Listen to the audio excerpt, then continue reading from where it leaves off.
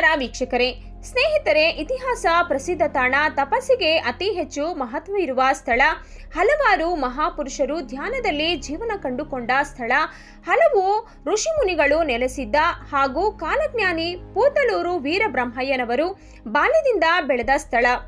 ಕಳವಾರ ಗ್ರಾಮದ ಚಿಕ್ಕಬಳ್ಳಾಪುರ ತಾಲೂಕು ಮತ್ತು ಜಿಲ್ಲೆಯಲ್ಲಿರುವ ಪಾಪಾಗ್ನಿ ಮಠ ಬೆಟ್ಟಗುಡ್ಡಗಳ ಮಧ್ಯೆ ಉತ್ತಮ ಪರಿಸರಕ್ಕೆ ಹೊಂದಿಕೊಂಡಿರುವ ಪಾಪಾಗ್ನಿ ಮಠಕ್ಕೆ ಪಕ್ಕದಲ್ಲಿ ಸುಮಾರು 6 ವರ್ಷಗಳಿಂದ ಗುರು ಆಶ್ರಮ ಧ್ಯಾನ ಮಂದಿರವಿದೆ.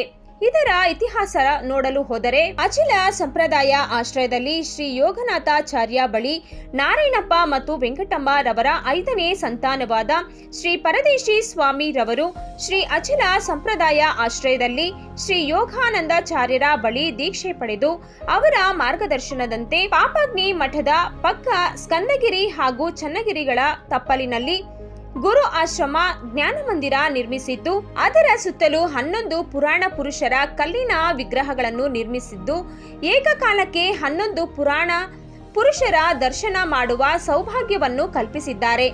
ಇಲ್ಲಿ ಪ್ರತಿನಿತ್ಯ ಧ್ಯಾನ ನಡೆಯುತ್ತದೆ.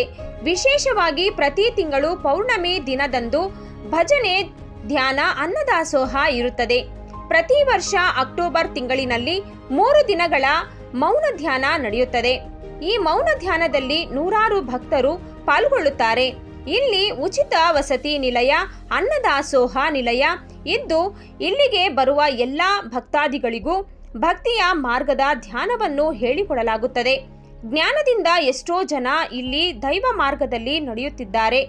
ಆಸಕ್ತ ಭಕ್ತಾದಿಗಳು ಒಮ್ಮೆ ಭೇಟಿ ನೀಡಿ ಇಲ್ಲಿನ ಪ್ರಕೃತಿಯನ್ನು ಕಣ್ತುಂಬಿಕೊಳ್ಳಬಹುದು.